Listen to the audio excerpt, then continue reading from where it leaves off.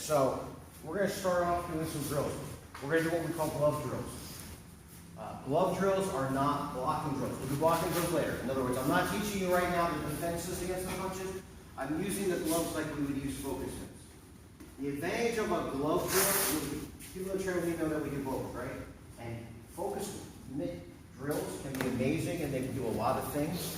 But the one downside to a focus mitt drill is I have the focus mitt, so I'm helping you work out, and I gotta wait till the round is over, switch, and then I get to do something. So for example, when I'm teaching a class, especially if it's more beginner level people that are more easily frustrated or more easily distracted, like the attention span of the common housefly, glove drills have the advantage of, since we're catching with the gloves, I can go, you can go, I can go, I can go. So if you're gonna teach a class, right, especially beginner people, you don't want to say to them, because people will think that just because they're holding focus mitts, they're not doing anything. Everybody wants to hit focus mitts, everybody wants to hit pipettes, and nobody wants to hold them. Whereas you do a glove drill, we go back and forth and back and forth. And we're going to start with the first four, and the first four are the boxing four. Meaning left jab, I catch it and I tap it. Cross, hook, and uppercut with the right. So again, left straight. This is my chun. I'm going to still turn my hips and shoulders. I'm still going to shoot my punch straight in. Cross. This is left chun, this is right chun. I like the fact, though, that in boxing you have jab, which always means your front hand, and cross, which means your right hand, your rear hand. Because if you do look at traditional poetry, it says chun, chun, chun, chun, chun. Which hand? Right? Chun! What does that mean? If I say, when the guy comes in him with the cross, you know what that means. If I say throw more jabs, you know what that means. So I do jab, I do cross, I do hook. Again, palm down or palm facing me, it doesn't matter. But I turn my hips and shoulders, I make sure the elbow is up. And then uppercut. This is Jiao count. When I catch, notice something. Beginning people will do this. Jab, cross, hook, uppercut. That means my head is like this big. Now remember, in real life, he's hitting my face. He's hitting my face, same place, hitting my jaw, and come underneath my chin. Obviously, I don't want to do this because you've got somebody with some power. You're going to get punched. So in front of you, not on my face, but not on my face. Punch you in the face. I don't want to do this because, again, when I do this, and I don't want to do this, so I do this. Does that make sense?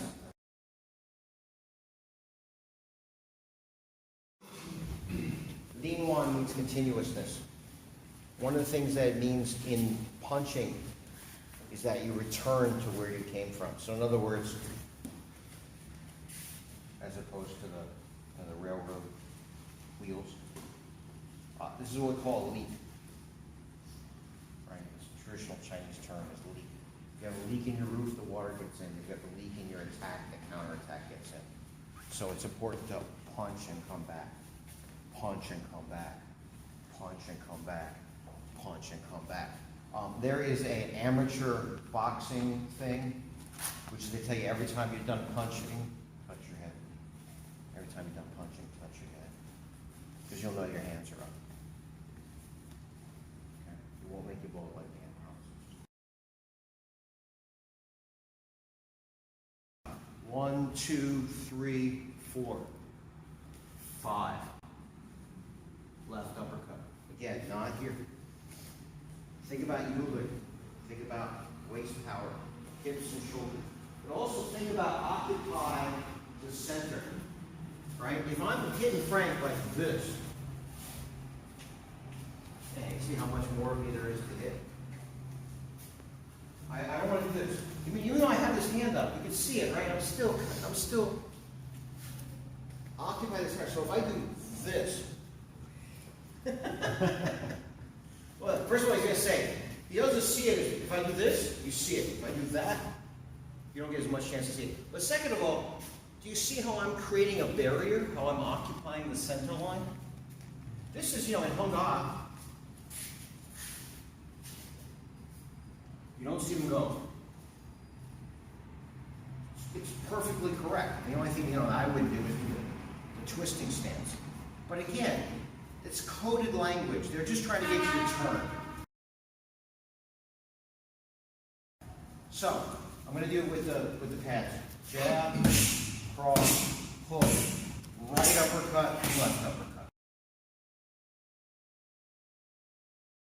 Again, looks like we're doing just kickboxing, right? My favorite thing on the internet.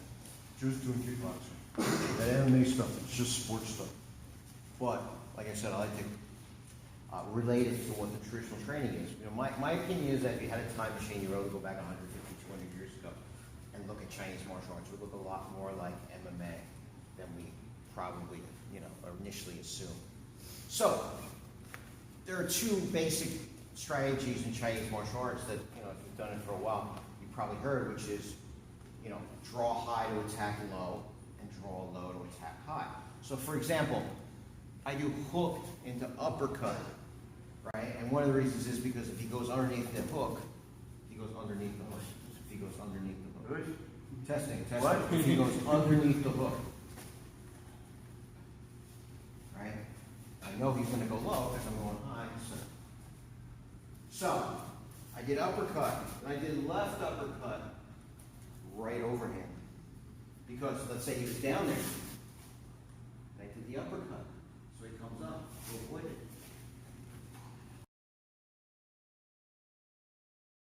So remember, my overhand particularly is 45-degree angle. So we don't want to go too hog wild because remember, we're catching these, we're not just doing them. So if he goes jab, cross, hook, right uppercut, left uppercut. And again, I don't want him to go wide here, but he's not going to kill me because if he goes full power, you can knock my arm off. So jab, cross, hook, uppercut, uppercut, overhand. Just like you're throwing a ball. But remember to think from this temple to this side of the joint. Just like with a sword or with a stick, right? Cut all the way through from the 45. But recover too. It's great to do. Oops. So be ready to go. Okay.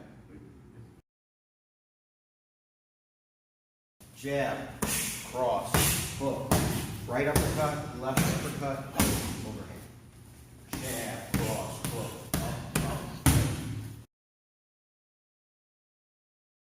And also, everybody says, well, sometimes you can't do things like long. If you notice, I just did this.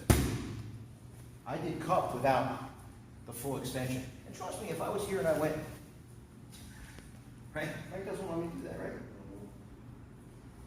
Get my little spine bifida arm cup through. But it still hurts. Okay? I can go from here.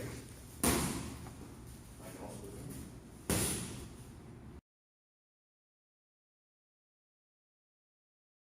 here. Just put your hands up here, okay? So, Kung Fu used to be famous for the charts and all the places to strike. And sometimes it's ridiculous because you can take an acupuncture chart which has hundreds and hundreds of points. We don't have hundreds of points in martial arts to actually hit. But it's good to know sort of generally what you can hit. On the body, you got the solar plexus and the sternum. Those are good places to hit. If you're a bastard, you can hit somebody in the bladder. Right? When we have fighters, the first thing you always make sure before a fighter steps into the ring is that their bladder is empty. Because it's filled up, and if it gets hit, it pops. All right, of course, in a street fight, nobody has the luxury of going, wait 1 second, let me go. Okay. You have the liver on this side, and you have the spleen. Spleen? Yeah, right? Gallbladder, spleen. There's actually, they're both over here. But, we usually think of it as the spleen. Right? You also have the floating ribs. There's a reason they're called floating. They're the least connected ones that are kind of hanging. They don't go all the way around. So they're the easiest ones to dislodge and to break. So when I'm doing body shots, your straight punches, solar plexus, bladder, right? When you're doing hooks, you're gonna go liver, spleen, right? Or floating ribs, floating ribs. But most people think of this, hooks, right? Hooks, again, remember I told you, are parallel to the floor. We talked about that. When we're doing body shots, you're actually doing 45. So, go back to my annoying chart that you will get tired of. These are overhands. These are body shots. These are overhands. These are body shots. In boxing, for a long time, they were referring to these as the sledge, as opposed to a body hook, right? Ruddick, right, was fantastic. So, when I'm doing a body shot, I'm not going here. I'm going here. I'm not going to do it. I'm going to hit him, but that is going to do more damage than that. So, when we're in fighting stance, and we're doing this, we're going to go first to my liver, right? And remember, we're always targeting with context. In other words, I'm not just going to have him do this. No, I want him to do this, right? But you see, if you go with some power, so I cover it. Yeah, see now. Let me tell you, I would not let Frank hit me in the body that way, right? But doing this, now, for this, I'm letting him hit me now. Just reminding you, okay. Up and into the spleen, right? So, this one and this one. Yeah, see, trust me, I would not be having him do that on my body, right? So I think what we're going to do is, these are the last two of the 8, but let's do them first separately. In other words, let's just work on this, right?